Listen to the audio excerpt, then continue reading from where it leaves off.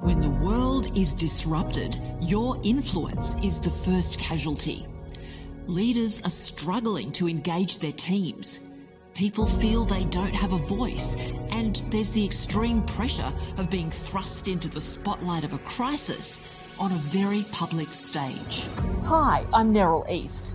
How can leaders really have impact with those they need to influence, including their teams? How can they reach people in a way that shifts their thoughts, beliefs and actions?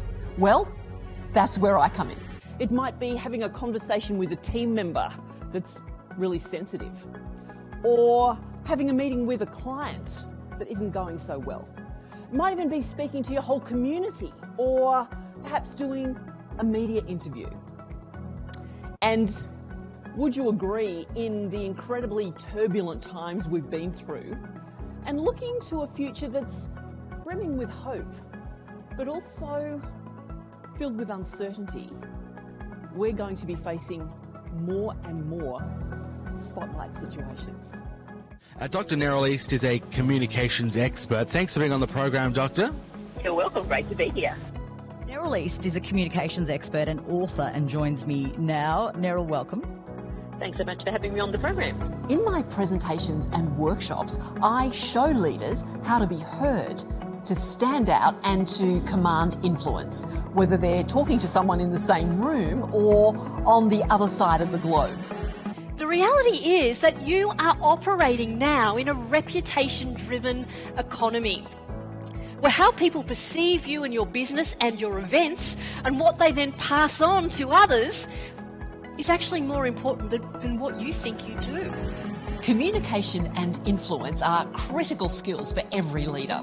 In my keynotes and workshops, I take people from being ineffective in their communication to compelling, clear, and influential. And it's not all serious. We have a lot of fun along the way.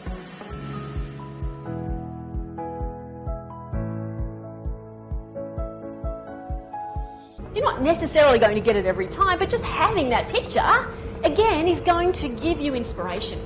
It's going to make you walk taller. It's going to change your body language, your tone of voice, your words. During a year of crisis like we've had, they're pushed to their limit. They're looking to you. They're looking to you, their trusted local voice, to make sense of it to them.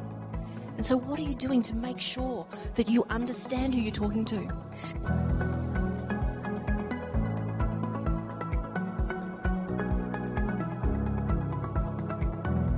My background is in television, so I've got all those years of broadcast experience. That means that whether your event is in front of a live audience, and I've spoken before 20,000 people as an announcer at the Olympics, or if it's in a studio or a studio with a live audience, I've got a lot of experience across all those environments.